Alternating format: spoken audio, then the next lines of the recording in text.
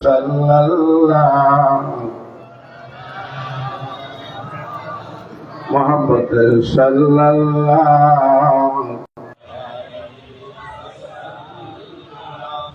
ala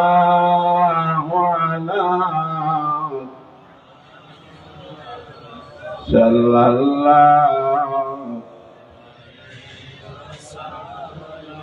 sa'at ash-shajar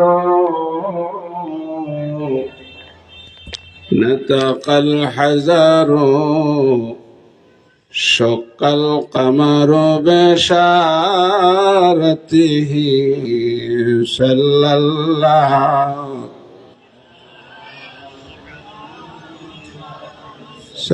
الله عليه صلى الله على sallallahu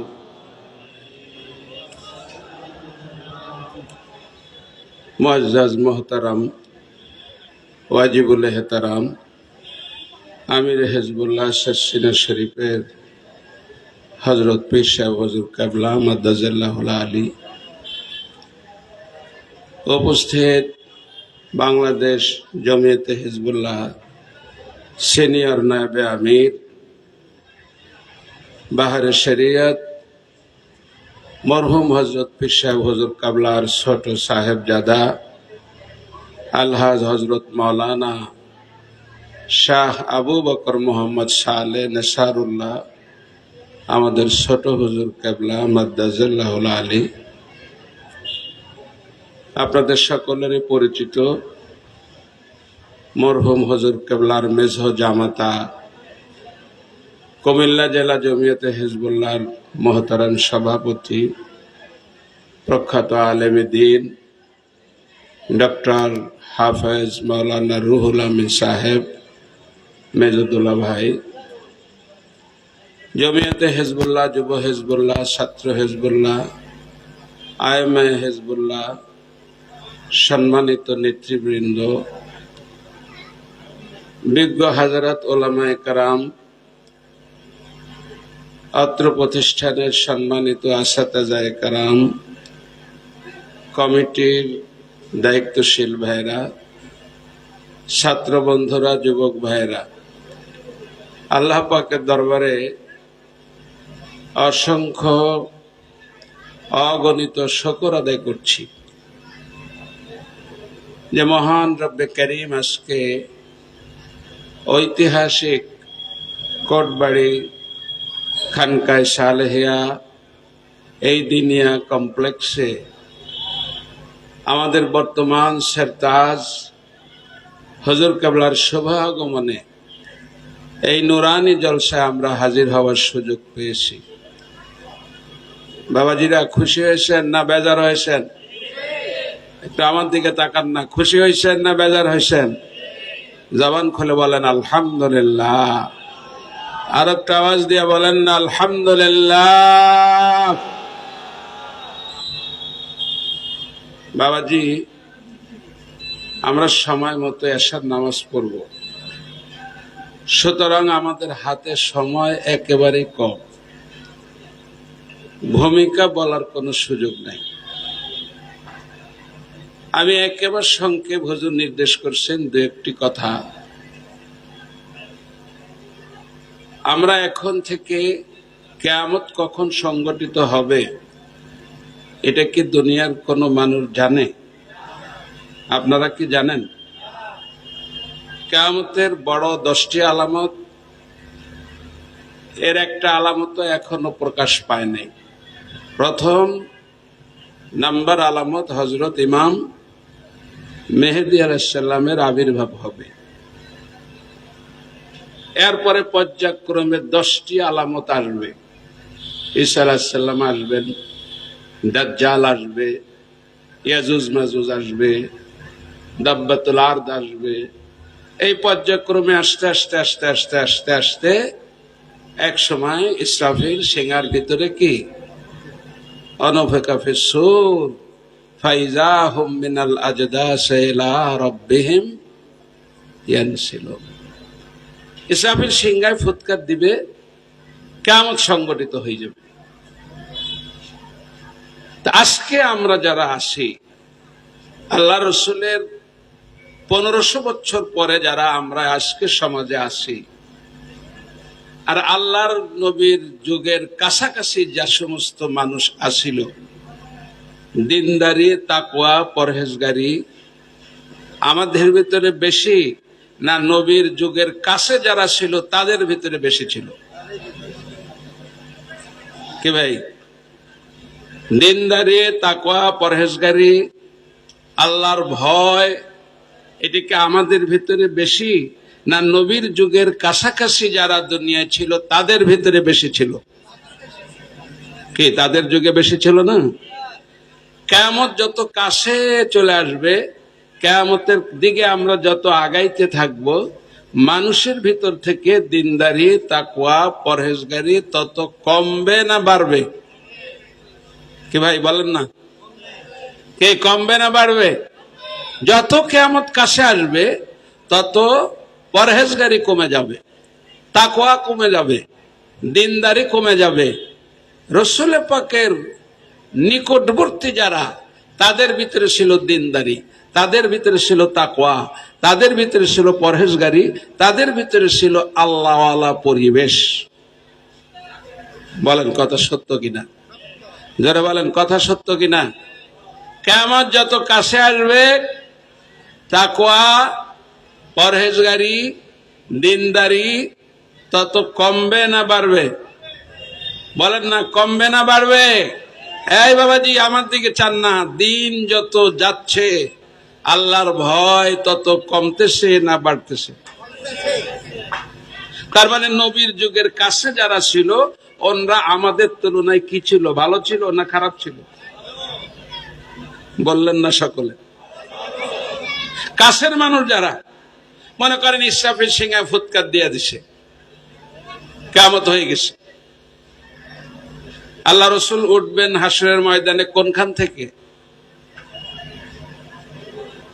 Medina শরীফ রওজা আতহার থেকে উঠবেন। আচ্ছা বলেন তো, সবার আগে আল্লাহ নবীর সঙ্গে কার সঙ্গে দেখা হবে? আবু বকর সিদ্দিক সবার পাশে না? তারপরে ওমর ফারুক, এরপরে জান্নাতুল বাকি, এরা একই সঙ্গে উঠবে। তার মানে জান্নাতুল বাকিতে যারা আসে, আবু বকর সিদ্দিক আসে, ওমর আসে, ওসমান আসে, এরা উঠলো, রাসূলুল্লাহ উঠলো মুখোমুখি। আমরা আছি কত দূরে? 6000 মাইল দূরে। তা আমরা হাসরের ময়দানে তো এখানেই উঠবো নাকি মদিনা শরীফ উঠবেন? যদি এখানে আমাদের কবর হয় তাহলে তো আমরা এখানেই উঠবো। তাহলে এখান থেকে আমাদের এই 6000 মাইল অতিক্রম করে গিয়ে আল্লাহর নবীর দিদার পাইতে হবে। তাহলে বলেন তো ভাগ্যবান কারা? কাছের মানুষগুলি ভাগ্যবান না দূরের মানুষগুলো ভাগ্যবান? ঠিক অনুরূপ ভাবে নবীর যুগের কাছের যারা, তাদের ভিতরে যে তাকওয়া ছিল, যে পরহেজগারি ছিল, কারণটা কি? কারণ হলো তারা নবীকে সশরীরে সচক্ষে দেখছে। নবীকে দেখে নাই, যারা নবীকে দেখছে তাদেরকে দেখছে। তাদেরকে দেখে নাই, যারা তাবেঈকে দেখছে তাদেরকে দেখছে। হয় সাহাবী, নাইলে তাবেঈ, নাইলে তাবে তাবেঈ, নাইলে 4 মাযহাবের ইমাম, নাইলে বুখারী মুসলিম। কথা কয় না, যারা কন না। যারা কাছের মানুষ তাদের ভিতরে দিনদারি, তাকওয়া, পরহেজগারি কম না বেশি? আর একটু জোরে, আরো জোরে বলেন। ফতোয়ায়ে শামী কিতাবে লিখছে ইমামে আজম আবু হানিফা, নাম শুনছেন? জোরে বলেন রহমতুল্লাহ আলাইহি। আর একটু আওয়াজে বলেন রহমতুল্লাহ আলাইহি।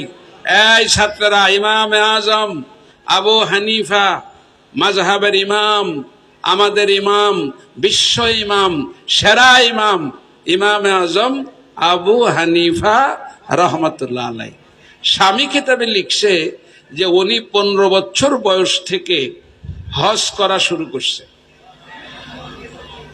কত বছর? আওয়াজ দেয়া বলেন, সবাই আওয়াজে বলেন। 80 হিজরিতে জন্মগ্রহণ করছে, আর 150 হিজরিতে উনি ইন্তেকাল করছে। তাইলে ওনার হায়াত কত বছর? 70 বছর। 80 আর 150, 70। 15 বছর বয়স থেকে উনি হজ শুরু করছে। তাইলে ওনার জীবনে ইন্তেকালের আগে হজ হয়েছে 55 বার। কতবার? আরে বলেন না। 70 বছর হায়াতে হজ হইল ওনার 55 বার। স্বামী কিতাবে লিখছে উনি ওনার জীবনে 40 বছর এশার নামাজের ওযু দিয়া ফজরের নামাজ আদায় করছে। সুবহানাল্লাহ, বাড়ি যায় কইেন। 40 বছর এশার ওযু দিয়া কোন নামাজ পড়ছে? ফজরের নামাজ। 99 বার ইমামে আজম আবু হানিফা রহমাতুল্লাহ আলাইহি আল্লাহ পাকের নূরের সঙ্গে তার দিদার হয়েছে। মর্যাদা কেন? উনি মাত্র 4 জন সাহাবীকে দেখছে। কয়জন? জোরে বলেন। এর ভিতরে সবথেকে দামি হযরত আনাস রাদিয়াল্লাহু তাআলা আনহু। হাদিসে আছে রা আনাসান, হযরত আবু হানিফা রহমাতুল্লাহ আলাইহি হযরত আনাস বিন মালিককে দেখছে। উনি অনেক হায়াত পাইছে। কত হায়াত? অনেক হায়াত। আনাস রাদিয়াল্লাহু তাআলা আনহু এর মায়ের নাম ছিল উম্মে সুলাইম। আনাসের মায়ের নাম কি? এই ছাত্ররা কও না, কি নাম? হযরত আনাস রাদিয়াল্লাহু তাআলা আনহুর মায়ের নাম হযরত উম্মে সুলাইম।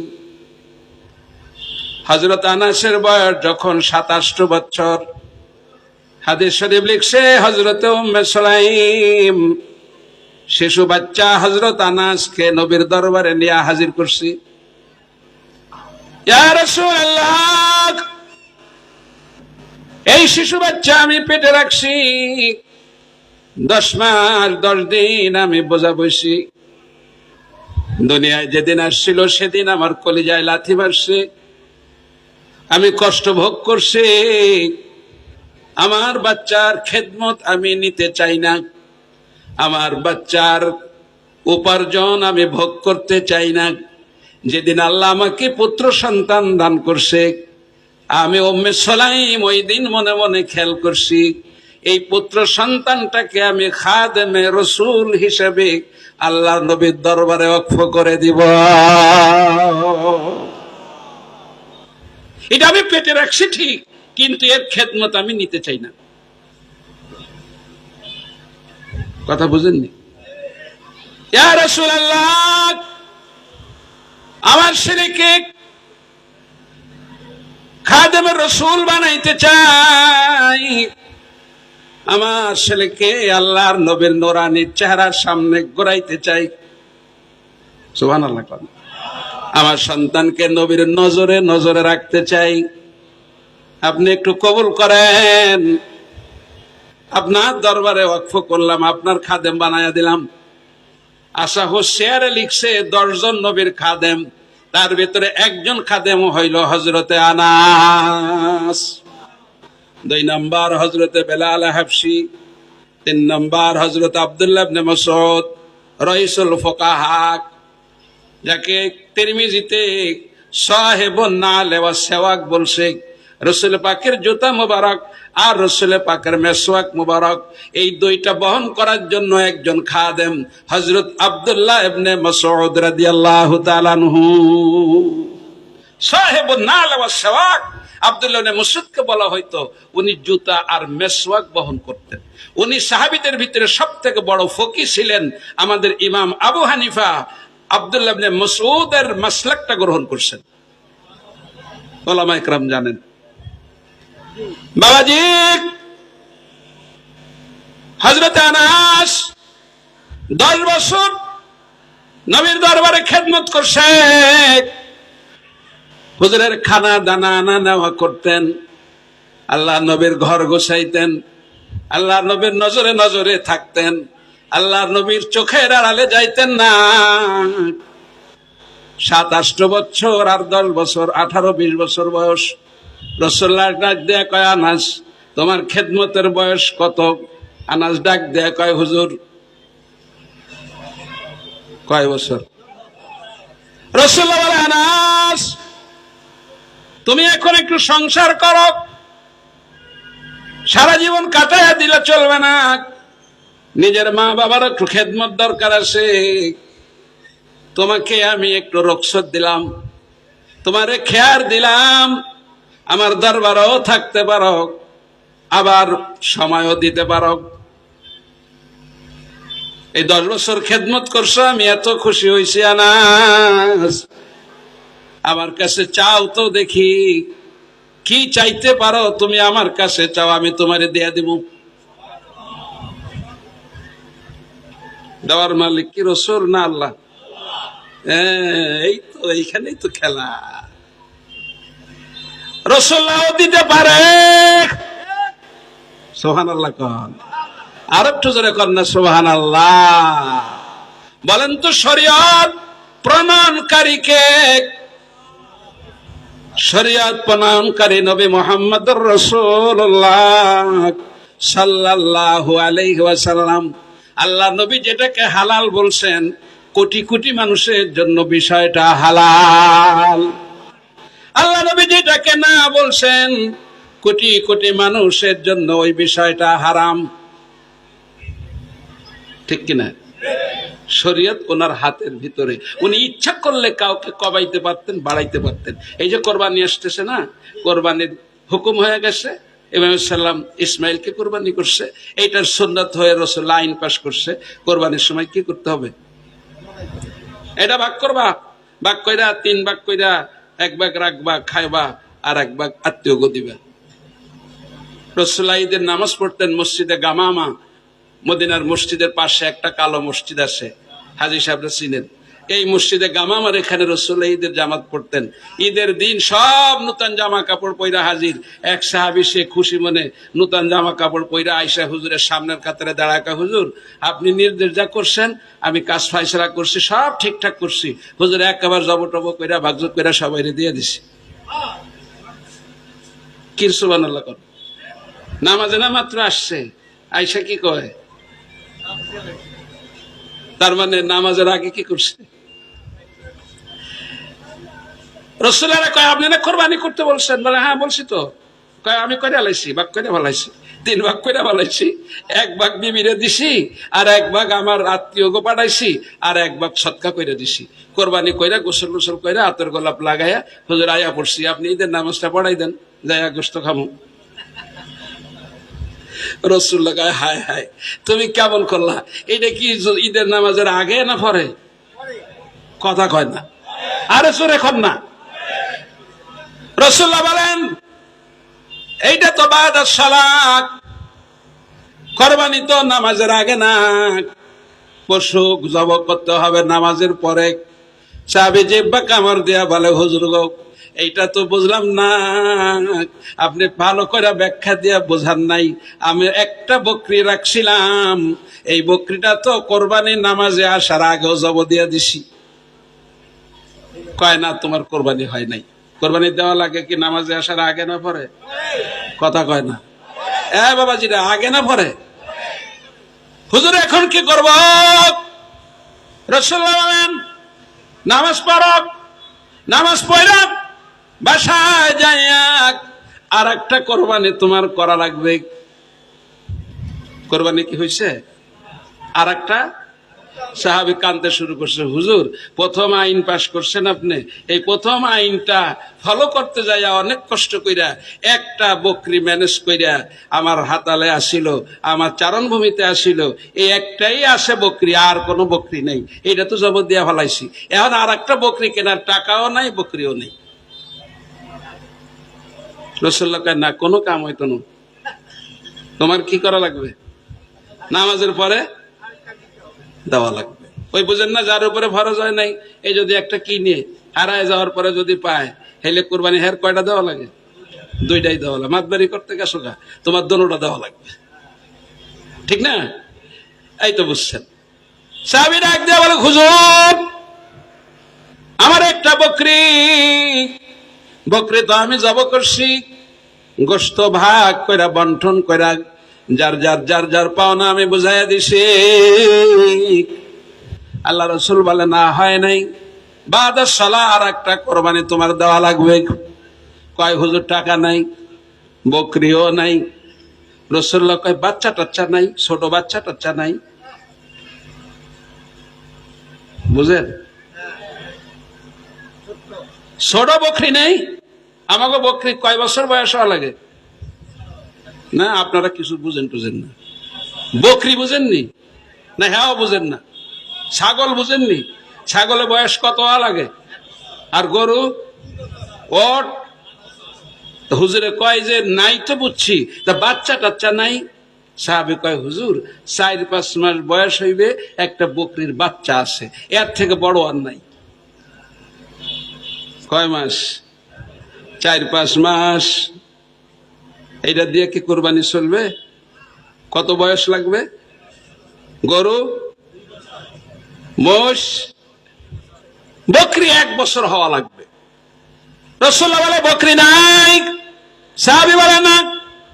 আল্লাহ রাসূল বলেন যখন নাই, শরীয়তের আইন হলো 1 বছর। আমি নবী স্পেশাল পাওয়ারে তোমার জন্য একটা বিশেষ আইন কইরা দিলাম। 4 মাসের বাচ্চাটা নামাজের পরে কোরবানি দিবা।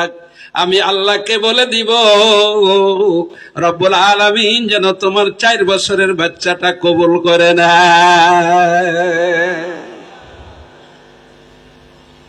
তুমি এইটাই দিয়ে দিও, এটা কোনো আইন না। এটা সবার জন্য না, এটা কার জন্য? তাইলে ওনার হাতে পাওয়ার আছে, দেখা যায় আসেনি? কথা কর না। আনাসরে কয় তুমি যে আমার 10 বছর খেদমত করছ, চাওনি কিছু? কয় না, কিচ্ছু চাই না, আমি কোনো বিনিময় খেদমত করি নাই, নিঃস্বার্থ রসুলের খাদেম হয়ে সারা রাত ওনারে পাহারা দিছি, খাবার খাওয়াইছি, নাস্তা করাইছি, ঘুম পাড়াইছি, কিচ্ছু চাই না। আর চাও না? আমরা হইলে তো মোটা অঙ্কের। আনাস কয় চাই না। রাসূলুল্লাহ বলে চাও, বলে না। আল্লাহ রাসূল বলে যখন চাও না, তখন আনাস আমার 10 বছরের খাদেম, খালি হাতে ফেরাবো না। আল্লাহর দরবারে হাত উঠায় আল্লাহ নবী দোয়া করে দিলেন, যাও আনাসকে দোয়া করে দিলাম আল্লাহ যেন তার কাসরাতে মাল আর কাসরাতে ওয়ালাদ দিয়া দেয়। ও আনাস, দোয়া দিয়া লাইছি, যাও। কি? আল্লাহ তোমার অনেক সম্পদ দিবে আর অনেক সন্তান দান করবে, পোলাপান দান করবে। বেশি পোলাপান হইতে গেলে বেশি বয়স লাগে না?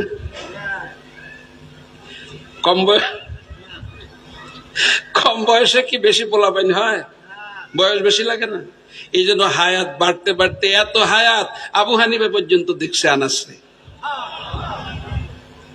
সাহাবীদের ভিতরে সব থেকে বেশি হায়াত কার? সালমান ফার্সি, 250 বছর। কত? জোরে কর না। সালমান ফার্সি সাহাবীর ভিতরে সব থেকে বেশি হায়াত, 250 বছর। রাসূলুল্লাহ 63, আবু বকর 63, উমর 63, ভাগ দিয়ে আনাস পাইয়া গেছে 132 বছর হায়াত। কারণটা কি? আল্লাহ নবী দোয়া করছে, আল্লাহ আনাসরে কাসরাতে মাল কাসরাতে ওয়ালাদ দিও। মাল বেশি দিবা। আর কি বেশি দিবা? বুইড়ারা এখন কিছু বুঝে টুঝে না। মাল বেশি দিবা আর কি? বাচ্চা কাচ্চা। তা বাচ্চা কাচ্চা বেশি দিতে গেলে বিবি বেশি লাগে না? এখন আনাস বিয়া করে, বউ একটা আনে, 6 মাস থাকে মইরা যায়। আবার একটা বিয়া করে আনে, 6 মাস থাকে মইরা যায়। আবার একটা বিয়া করে 6 মাস থাকে মইরা যায়। আবার একটা বিয়া করে 6 মাস থাকে মইরা যায়। খালি মইরেই যায়। কি বড় বড় চোখ করে ছায়া রয়েছেন, বোঝেন যে হুজুরে বানায় বানায় কইতে আছে নাকি? হেয়া বুঝেন নাই? হাদিসের কিতাব পড়া দেখেন, কি মজার কথা। নবীর কি পাওয়ার দেখেন না, কি ক্ষমতা দেখেন না। উনি দোয়া করে দিলেন, যাও তোমার কাসরাতে মাল আর কাসরাতে ওয়ালাদ আমি আল্লাহকে বলে দিছি, আল্লাহ তোমার সম্পদও বাড়ায় দিবে, তোমারে পোলা ভাইনও বাড়ায় দিবে। কারণ বিয়ে করে আর মরে, করে আর মরে, করে আর মরে, করে আর মরে। পোলাপান হইতে হইতে হইতে পোলাপান 70টা হয়েছে। সুবহানাল্লাহ, বাড়ি যায় কইেন। এখন উনার এই পোলার নাম কি, এইটা কয় নাম্বার বিবির পোলা আনা চিনে না। পোলাপান সামনে এসে কয়, আব্বা আমি আপনার অমুক নাম্বার স্ত্রী অমুকের পোলা আমি। সুবহানাল্লাহ বিহামদিহি। দোয়াটা কি দেখেন, নবীর পাওয়ারটা কি দেখেন। দীর্ঘ হায়াত হযরত আনাস, 4 জন সাহাবী, আবু হুরায়রা আরে আবু হানিফা দেখছে, তার ভিতরে একজন কি আনাসান, আবু হানিফা আনাসকে দেখছে। বাবাজি, রাসূলুল্লাহর যুগের কাছের মানুষ 40 বছর এশার ওযু দিয়ে ফজরের নামাজ পড়ছে, আর ফজরের নামাজের পরে নাক টেনে ঘুমাইছে জোহর পর্যন্ত। রাত্রে ঘুম পড়ে নাই, সকালে ঘুমাইছে না? ঘুমায় নাই? ঘুমাইছে না? ঘুমাইছে। তাইলে এই ছাত্র পড়াইছে কখন? আর এই সারা জগৎ জোড়া কোটি কোটি মাসাআলা এগুলা মুস্তাহিদগিরি করছে কখন? এই মাসাআলা গুলা বাইর করছে কখন? ফজরের নামাজের পরে যদি নাক টাইনে আমার মতো ঘুমাইই থাকে, আমরা তো প্রতিদিন নাক টাইনে ফজরের পরে ঘুমাই থাকি, রাত্রে ওয়াজ করছি। তা উনি 40 বছর এশার ওযু দিয়ে ফজরের নামাজ পড়লো, আর ফজরের নামাজের পরে নাক টেনে ঘুমাইছে নাকি? না। ফতোয়া শামিতে লিখছে, ফজরের নামাজের পরে এশাক নামাজ পড়ে উনি ছাত্রদের নিয়ে বসতেন দর্শ দেওয়ার জন্য। জোরে কোন সুবহানাল্লাহ। বাবাজিরা, একটা না জোহর পর্যন্ত দর্শ দিতেন। ওই দর্শে সাধারণ ছাত্র বসতে পারত না, সাধারণ ছাত্রদের বসার ক্ষমতা ছিল না। ইমাম মুহাম্মদ রাহমাতুল্লাহ আলাইহি, আবু হানিফার প্রধান শাগরেদ ইমাম মুহাম্মদ, উনি দর্শে বসছে। তাকায় দেখে মুহাম্মদ পিছনে আইসা, ছাত্রদের পিছনে আইসা বসছে। ইমাম মুহাম্মদের নাম শুনছেন? আবু হানিফার কি প্রধান শাগরেদ হলো ইমাম মুহাম্মদ, এই হানফি মাযহাবের ইমাম। এই মুহাম্মদ, কি লেছো? ওস্তাদ জি, আপনার দর্শে বসছি, আপনার চেহারা দিকে চাই আসি, ইলমের বাজারের ভিতরে বৈশা গেছি, আপনার জবান থেকে কিছু ইলম নিতে চাই, আপনার থেকে কিছু দর্শ নিতে চাই। আবু হানিফা কয়, মুহাম্মদ, আমার থেকে ইলম নিতে গেলে পাত্রটা সেই কায়দার লাগে। আবু হানিফা মুস্তাহিদ না? কথা কয় না? মুস্তাহিদ কারা কয় বুঝেন? এত কিছু বোঝানোর সময় নেই, আমার আজানের সময় হয়ে গেছে। শুধু বুঝেন যে মুস্তাহিদ এটা সাধারণ লোক না। কোরআন শরীফের সব শব্দের তাকিদ তার জানা থাকা লাগবে। কোনটা আম, কোনটা খাস, কোনটা মুশতারিক, কোনটা মুআওয়াল, কোনটা তেলাওয়াত আছে হুকুম নাই, হুকুম আছে তেলাওয়াত নাই, কোনটা নাসেখ, কোনটা মানসুখ, এই 6666 আয়াতের বিত্তশীল জ্ঞান যার আছে, আর 3500 হাদিসের জ্ঞান যার আছে, সে হলো মুস্তাহিদ। যেই 3500 হাদিস দিয়ে শরীয়ত বানানো হয়েছে। আবু হানিফা মুস্তাহিদ। ফজরের নামাজের পরে ছাত্র নিয়ে বসে, মুহাম্মদ এসে বসে, এই তুমি আসছো কেন? কয়, উস্তাদ জি, আমি আসছি আপনার দর্শে বসার জন্য, ইলম নেওয়ার জন্য। এই ইলমের বাজারের আমি একজন সদস্য। আবু হানিফা ডাক দিয়ে বলে, মুহাম্মদ, আমার দর্শে বসে ইলম নিতে গেলে যেই পাত্র হওয়া লাগে, তোমার তো সেই পাত্র নাই। কারণ আমার ইলম ধারণ করতে গেলে কোরআনের হাফেজ হওয়া লাগে। হাফেজ ছাড়া কোনটা নাসেখ, কোনটা মানসুখ, কোনটা আম, কোনটা খাস, কোন আয়াতের দ্বারা কোন হুকুম সাবেত হয়েছে, কোনটার দ্বারা কোনটা রহিত হয়েছে, এইটা বুঝতে গেলে কোরআনের হাফেজ হওয়া লাগে। হাফেজ ছাড়া, হাফেজে কোরআন ছাড়া আমার দর্শে বসে তুমি মজা পাইবা না। তুমি এক কাজ করো, এইখানে বসে থাকা লাভ নাই, যাও গা হাফেজ হয়ে আসো। কি হয়ে আসো? তার মানে এটা পানি ভাতের মতো, পরাটা খাবো না, পানি ভাত খাই আসো, কেমন যেন কইলেই হইয়া যায়। মোহাম্মদ ওইটা দাঁড়ায় কয়, উস্তাদ জি হাফেজ হয়ে আসমু, তাইলে আমার চেহারার দিকে চাইয়া আমার একটু দোয়া করে দেন না। আর একটু জোরে কোন সুবহানাল্লাহ। হযরতে ইমাম মুহাম্মদ রাহমাতুল্লাহ আলাইহি আবু হানিফার সামনে আইসা ডাক দেওয়া কয়, উস্তাদ জি একটু দোয়া দিয়া দেন, আমি হাফেজ হয়ে আপনার দরবারে ফিরে আসবো। আবু হানিফা ফুক দিয়ে দিছে, মোহাম্মদ ওইখান থেকে যাইয়া একদিন গেছে, 2 দিন গেছে, 3 দিন গেছে, 6 দিন গেছে। 7ম দিন সন্ধ্যার পরে আবু হানিফা রহমাতুল্লাহ আলাইহির দরসে আইসা হাজির। কয়দিন? সবার মুখে আরো জোরে কয়দিন? আবু হানিফা কয়, মোহাম্মদ তোমার না বলছিলাম কোরআনের হাফেজ হওয়ার জন্য, তুমি কিল্লায় আসছো, কোরআন হেফজ করে আসো। মোহাম্মদ রহমাতুল্লাহ আলাইহি ডাক দিয়ে বলে, উস্তাদ জি আপনি আমারে বলছেন, আমাকে নজর কইরা দিছেন, আমারে দোয়া কইরা দিছেন, আমি 6 দিন 30 পারা কোরআন হেফজ করছি। আজকে 7ম দিন ফজরের নামাজের পর থেকে আসর পর্যন্ত লোকমা ছাড়া কোরআন শরীফ আমার মাকে শোনাইছি। কয়দিনে হেফজ করছি? যারা বলেন না কয়দিন? আমি 6 দিনে কোরআন হেফজ করছি। আজকে 7ম দিন ফজরের বাদ থেকে আমার মাকে লোকমা ছাড়া 30 পারা কোরআন শোনাইছি, এরপরে আপনার দরসে হাজির হয়েছি।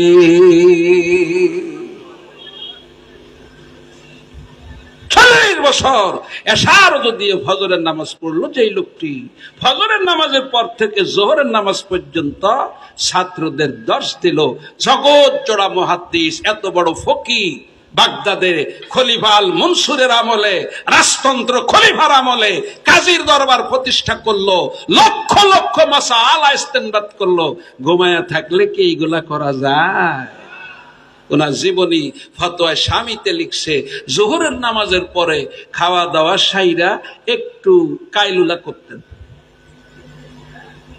বাবাজিরা, আবু হানিফা রাহমাতুল্লাহ আলাইহি জোহরের নামাজের পরে খাওয়া দাওয়া করে একটু বিশ্রাম নিচ্ছেন। জীবনীতে আছে ওনার এক ছাত্র বড় চালাক, পোলাপাইন খুব চালাক হয়, মাদ্রাসার ছাত্ররা চালাক হয়। চালাক হয় কেন জানেন? শয়তান চিন্তা করে এইগুলো যদি আলেম হয় আর হাফেজ হয় তাইলে তো আমার দেশে ভাত চলবে না, শয়তানের কাম বন্ধ হয়ে যাবে। এই জন্য শয়তান অন্য জায়গায় যায় না, সব আইসায় পোলা ভাইনের। শয়তান চিন্তা করে ওগুলা এই দোকানে, চার দোকানে, রাস্তাঘাটে যেগুলো আছে ওগুলো তো আমার দলেরই, ওদের যায় লাভ কি? চাবি তো দিয়ে দিছে, ওগুলা কাম চালাইতে আছে। এই সাদা পাঞ্জাবি যেগুলো আছে এইগুলারে খালি ধোকা দেয়। কথা বোঝেন না? চালাক ফলা এ জানে যে জোহরের পরে উস্তাদ যে ঘুমায়, এ চিন্তা করছে হুজুরের ধৈর্য কেমন, ধৈর্যটা একটু টেস্ট করবো। উনি ভিতর দিয়ে দরজা আটকাইয়া একটু ঘুম ঘুম আসছে, এমন সময় যায় দরজা টাকানো শুরু করছে। উস্তাদ জি রাত্রে ঘুমাইছে, সকালে দুপুরে খাইয়া কাইলুলা করে, এখন বলাই যায় টাকানো শুরু করে, উস্তাদ জি, উস্তাদ জি, উস্তাদ জি। আবু হানিফার দরজা খুলে ডাক দেয়া, কি বাবা? আপনি হইলে কি করতেন? আমি হইলে ডাইন হাত না বাম হাত দিয়ে দিতাম, যে তুমি তো জানো যে রাত্রি ঘুমাই নাই, সারাদিন তোমাদের পড়াইলাম, এখন একটু ঘুমাইছি, এখন আইসো আমার বিরক্ত করতে। আবু হানিফা বলে, কি লে আসছ? ছাত্র কি কয় জানেননি? কয় হুজুর একটা মাসআলা জিজ্ঞেস করতে আসছিলাম, কিন্তু এই মনে কইরা কইরা আসছি, আপনার কামরায় ঢোকার সময় হঠাৎ করে মাসআলাটা বইলা গেছি। মাসআলা কি করছি? বইলা গেছে। আবু হানিফা কেমন ধৈর্য! আবু হানিফা, আচ্ছা ঠিক আছে যাও, যখন মনে হয় তখন আবার আইসো। জোরে কোন সুবহানাল্লাহ। উনি আইসা আবার বিছানার ভিতরে ঘুমাইছে, ভিতর দিয়ে দরজা আটকাইছে, আটকাই এবার একটু সময় বেশি নিছে, 40-45 মিনিট। ঘুমটা আসছে, নাক ডাকা শুরু হয়েছে, এরপরে পোলা আইসা আবার হাজির, উস্তাদ যে আয়া পড়ছি, আয়া পড়ছি, আয়া পড়ছি। আবু হানিফা আবার দরজা খুলছে, কি গো, কি মাসালা? ছাত্র ডাক দেয়া বলে, হুজুর মন করে করে সারা রাস্তায় বলতে বলতে আসছি, দরজার চৌকাটে আইসা ডাইন পায়ের ভিতরে আঘাত পাইছি, ওই দিকে নজর গেছে, জেহেন থেকে মাসালাটা আল্লাহ উঠাইয়া নিছে, মনে নাই, বুঝলা গেছে। দরজার ওখানে এসে একটা আঘাত লাগছে, পায় ব্যথা পাইছি, এইদিকে নজর করছি, পর দেখি আমার সে মাসালা যেটা জিগামু এটা কি হয়েছে। আবু হানিফা কোন রাগ করে না, কয় যাও যাও যাও, যখন মনে হয় তখন আইও। এইবার পোলায় দরজার কাছে বইয়া রয়েছে, আসরের আজানের একটুখানি আখ্যান দিয়া আবার আইসা আজান হইল।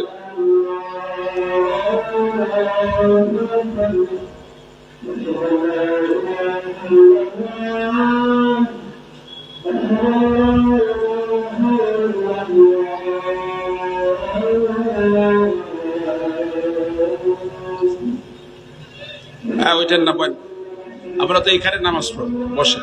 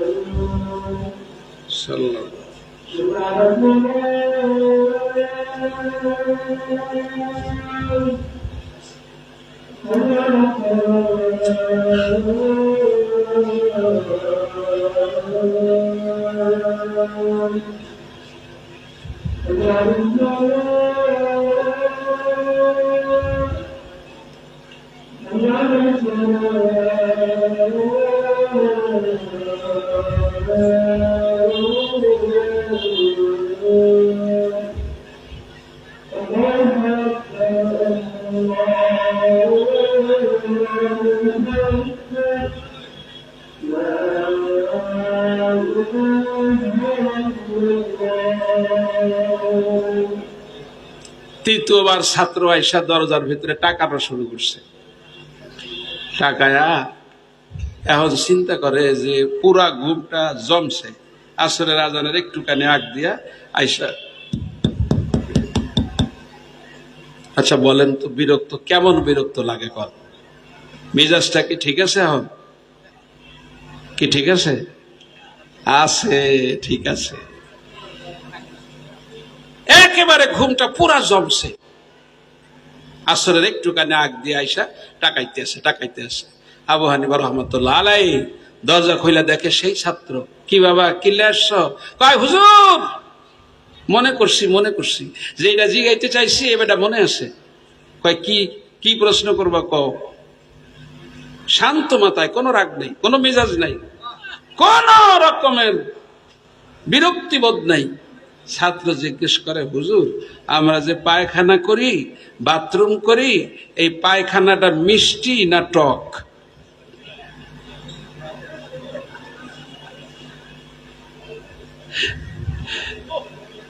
সব ফোলাফান তল বেলেন কি বান্দরের বান্দর হয়, আপনি বুঝে দেন। ছাত্রে জিজ্ঞেস করে যে হুজুর, আবু হানিফারে জিজ্ঞাইতে আছে যে হুজুর এই যে পায়খানা, বুঝেন না? আবার খালি ছায়া থাকেন, একটু বুঝলে কইেন, বুঝতেছেন না বুঝেন না? ছাত্র জিজ্ঞেস করছে কি, আমরা যে বাথরুম করি, আমরা যে পায়খানা করি, এই পায়খানাটা টক না মিষ্টি? আচ্ছা বলেন তো, এটা টক না মিষ্টি, এটা যাচাই করতে গেলে খাওয়া লাগে না? কি কথা? এটা মিষ্টি না টক, এটা কি আপনারা জানেন? আপনি খাইছেন? আপনি জিহ্বার উপরে দিছেন? কিন্তু মনে নাই, ছোটবেলায় দিছেন, আমিও দিছি, আপনিও দিছেন, কিন্তু সেটা তো মনে নাই। ওই বাচ্চা কালে মা বারান্দায় ঘুম পাড়ায়া পাক করতে গেছে, আয়সা দেখে লাইডা ভুইডা খাইয়া দাইয়া বইয়া রয়েছে। এ কাম সকলেই করছে, কেউ নাক বাদ নেই, সবাই করছে, কিন্তু সেই স্বাদটা। ছাত্র জিজ্ঞেস করে, হুজুর মনে আছে? প্রশ্ন মনে আছে হুজুর, আমরা যে বাথরুম করি, এই বাথরুম, এই ময়লা পায়খানা টক না মিষ্টি? আবু হানিফা কাকে বলে? ইমাম আজম ডাক দিয়ে বলে, বাবা এই পায়খানা যখন মানুষ করে, এইটা যতক্ষণ কাঁচা থাকে ততক্ষণ এইটা মিষ্টি, আর এইটা যখন শুকায়া যায় তখন এইটা টক হয়ে যায়। মাঠে ঘাটে রাস্তায় এই কুলায় অনেক সময় পায়খানা করে 5 দিন 7 দিন রৌদে পুইড়া তেঁতুলের মতো মোড়ায়া বইয়া থাকে, দেখছেন নি? কথা কয় আপনারা কি আসমানে বসবাস করেন না? তা কথা বলেন না কেন? এগুলা দেখছেন না দেখেন নাই? আবার আর এই মাত্র বাচ্চা পায়খানা করছে, কাঁচা পায়খানা, এটা দেখছেন? আবু হানিফা বলেন যেই পায়খানাটা কাঁচা নরম এইটা মিষ্টি, কারণ এইটার পরে মাছি আসে, পোকামাকড় আসে, বিচ্ছু আসে, এইটার উপরে হাজার রকমের মশা মাছি এটারে খাইতেছে। এইটা টক হইলে এইটার উপরে পোকামাকড় বসতো না, ঠিক কিনা কোন? আর ওই যেটা তেঁতুল হইয়া রয়েছে ওইটার উপরে তো মাছি পড়ে না, পিপিলিকা, মশা, কথা কয় না। এখন আবু হানিফা কি জিনিস? আবু হানিফা কে নাম? ওই যে সাহাবী দেখছে। সুবহানাল্লাহ। আর একটু জোরে কন্যা সুবহানাল্লাহ। 40 বছর এশা রোজা দিয়ে ফজরের নামাজ পড়ছি। সাহাবী দেখা আর একজন সাহাবী তাবেঈ সাঈদ ইবনে মুসাইয়্যিব রাহমাতুল্লাহ আলাইহি, নাম শুনছেন? ওই যুগের কাছের মানুষ সাঈদ বিন মুসাইয়্যিব, উনি আবু হুরায়রা নাম শুনছেন না? শুনছেন? আবু হুরায়রা কে? সাহাবী। খায়বারের যুদ্ধের সময় উনি মুসলমান হয়েছে। মক্কায় 13 বছর নাই, বদরে নাই, উহুদে নাই, হুদায়বিয়ায় নাই, এরও পরে যায়া খায়বারের সময় মুসলমান হয়েছে। সময় পাইছে একেবারে কম, অথচ হাদিসের সব ছাপার ভিতরে একাধিকবার ওনার নাম আছে। সব থেকে বেশি হাদিস রাওয়ায়াত করছে, ঠিক কিনা? হযরত আবু হুরায়রা রাদিয়াল্লাহু তাআলা আনহু শ্বশুর সাঈদ ইবনে মুসাইয়্যিব, সাঈদ ইবনে মুসাইয়্যিবের জামাই ছিল আবু হুরায়রা। সাঈদ ইবনে মুসাইয়্যিব জীবনের 40 বছর। কত বছর? আরে আমার দিকে তাকান মিয়া, কত বছর? সাঈদ ইবনে মুসাইয়্যিবের জীবনে লিখছে জীবনের 40 বছর। আজানের আগে মসজিদের দরজায় যাইয়া উনি দাঁড়ায়া থাকতেন। বন্ধু বান্ধব জিজ্ঞেস করছে সাঈদ বিন মুসাইয়্যিব, মুয়াজ্জিন যখন ডাক দেয় হাইয়া আলাস সালাত, হাইয়া আলাল ফালাহ, মানুষ মসজিদে যায়, তুমি দেখি মুয়াজ্জিন আসার আগে দরজায় যায় খাড়ায়া থাকো, কারণ কি? আজান দিলে না মানুষ মসজিদে যায়, তুমি আগে ভাগে যায় মসজিদে খাড়াই থাও মুয়াজ্জিন যাওয়ার আগে, কারণ কি? সাঈদ বিন মুসাইয়্যিব বলে, দেখো কিয়ামতের ময়দানে রব্বুল আলামিন যদি আমারে জিজ্ঞাসা করে সাঈদ বিন মুসাইয়্যিব 6টা মাইক লাগায়া মুয়াজ্জিন ডাইকাত কেন তোমারে মসজিদে আনা লাগলো? এশার নামাজে রক্ত হয়ে গেছে এটা কি তুমি জানতা না? মাগরিবে রক্ত হয়ে গেছে এটা কি তুমি জানতা না? তুমি তো জানতা নামাজে রক্ত হয়ে গেছে, মাইক লাগায়া তোমারে কেন ডাকা লাগলো?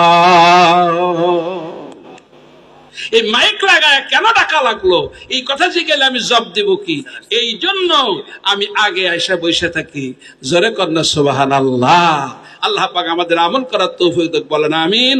আসসালামু আলাইকুম ওয়া রাহমাতুল্লাহি ওয়া বারাকাতুহু। আসসালামু আলাইকুম। সম্মানিত হাজিরিন, আপনারা দেখতে পাচ্ছেন কুমিল্লার 7 আসনের সদরের আমাদের সকলের, এই দেশের লক্ষ মানুষের, কুমিল্লা 6-এর এই দেশের লাখো মানুষের নন্দিত ব্যক্তি, প্রবীণ রাজনীতিবিদ এবং এদেশের আলেম ওলামাদের সকলের প্রিয় ব্যক্তি জনাব আলহাজ মনিরুল চৌধুরী এমপি মহোদয়, তিনি এখানে হুজুর কেবলার কাছে দোয়ার জন্য তশরিফ এনেছেন। এই কমপ্লেক্সের তিনি একজন অভিভাবক, তিনি আজকে আপনার থেকে একটা দোয়া নেবেন, আপনার সকলে দোয়া করবেন। ইনি প্রায় অসুস্থ থাকেন, আল্লাহ পাক যাতে এই দেশের মানুষের মসজিদ, মাদ্রাসা, এতিমখানা এবং আলেম ওলামা সকল শ্রেণীর মানুষের যাতে আজীবন খেদমত করে আল্লাহর ওলি হয়ে কবর যেতে পারে, বলেন আমিন। এখন স্যার আপনাদের কাছে সালাম দিবেন।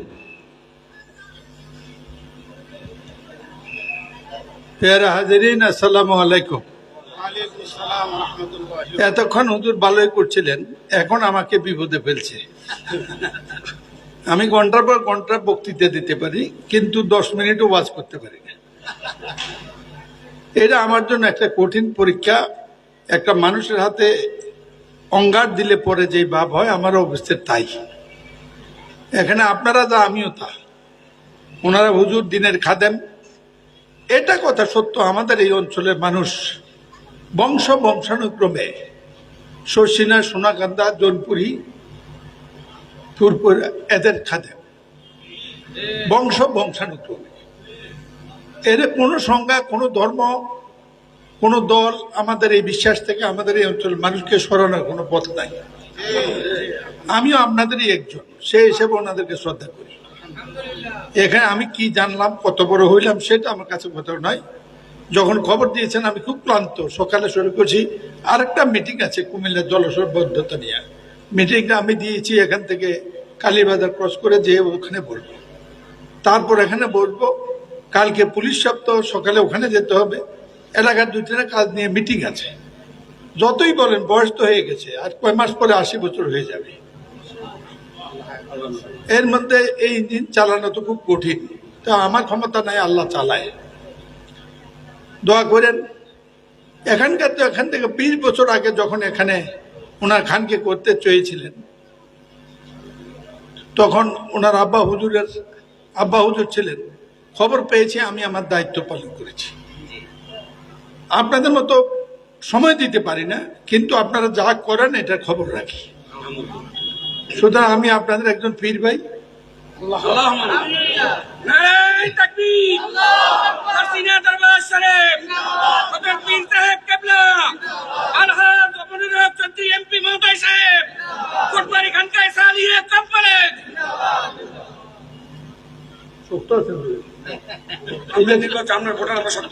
ইলেকশন সময় আসলে আপনারা জামাতের বিরুদ্ধে নামাই দেন, আপনারা জামাতের বিরুদ্ধে আলাদা স্লোগান দেন। যাই হোক, সেই হিসাবে একটা জিনিস তো দাবি করতে পারি, এখানে আমার চেয়ে গুণাগার, বেশি গুণাগার আর একজনও নাই। আমি প্রত্যয়ন করে বলতেছি, আপনারা যারা আসছেন, এই সমগ্র যা শুনছে, আমার চেয়ে বড় গুণাগার আর নাই। কিন্তু আমি তো দোয়া চাইতে পারি। শুধু দোয়া দিয়ে, আপনাদের মতো মানুষের দোয়ায় আমি মনিরুল হক চৌধুরী, জীবনের অনেক প্রচলিত মুখ করে আমি মনিরুল হক চৌধুরী হয়েছে। আমার আব্বা আমাকে জন্ম দিয়েছেন, আপনারা আমাকে মনিরুল হক চৌধুরী বানিয়েছেন। আমার মধ্যে নিঃসন্দেহে একটা বৈশিষ্ট্য আছে, সেটা হলো আমি জনগণের মনিরুল হক চৌধুরী, ইমানদার মুসলমানদের মনিরুল হক চৌধুরী। এই ব্যাপারে আমার সাথে কোনো কম্প্রোমাইজ কোনোদিন হয় নাই, কোনোদিন হবে না। আমি ইমানদার মুসলমানদের জন্য, আমি এই দেশের জনগণের জন্য। আল্লাহ আমাকে পাঠিয়েছেন। একটা কথা মনে করবেন, আল্লাহ পাক একটা পিঁপড়ো পয়দা করে নাই বিনা কারণে। এবং আপনি যদি মনে করেন 5 ওয়াক্ত নামাজ পড়লে সব দিলে পরে আপনার পরীক্ষা সহজ হয়ে যাবে, তা নয়। আল্লাহ পাক জিজ্ঞেস করবে আপনার দায়িত্ব পালন, যেই উদ্দেশ্যে আপনাকে পাঠিয়েছে সেটা পালন হয়েছে কিনা। এই ক্ষেত্রে আপনারা প্রশ্ন যত সোজা হবে, আমি মনিরুল হক চৌধুরী আপনাদের নেতা হিসেবে আমার প্রশ্ন তার চেয়ে অনেক বেশি কঠিন হবে। আমি প্রশ্নটা বুঝতে পেরেছি। সুতরাং এই কঠিন পরীক্ষায় আপনাদের দোয়া চাই। আমার কোনো সম্পদ নাই, আমি বিশ্বাস করি লা ইলাহা ইল্লাল্লাহু মুহাম্মাদুর রাসূলুল্লাহ। আল্লাহ আমাকে পথ দেখান। মনে রাখবেন, আল্লাহ যে কাজ করাতে চান সেই কাজ তিনিই সহজ করে দেন। এর কারণে আমি এমপি,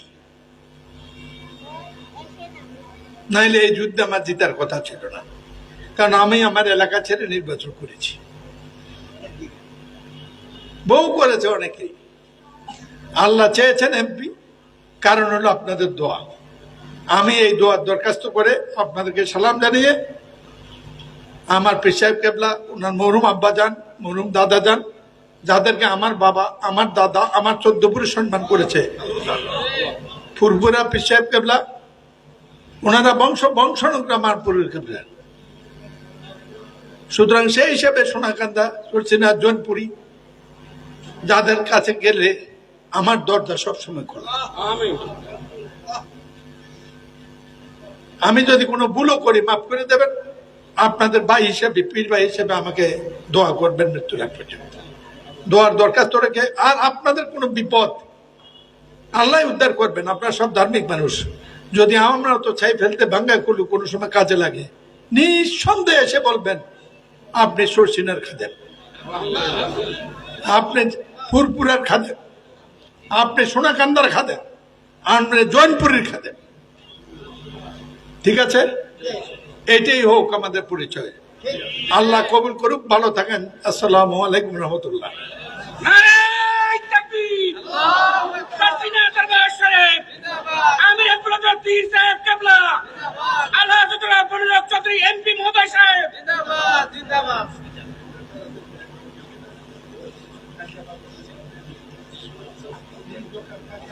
এখন আজান হবে, আপনারা কাতার বন্ধ, কাতার সোজা করে বসুন, সকলে কাতার সোজা করে বসে। এখন আজান হবে, নামাজের পরে আমাদের বাকি অনুষ্ঠান।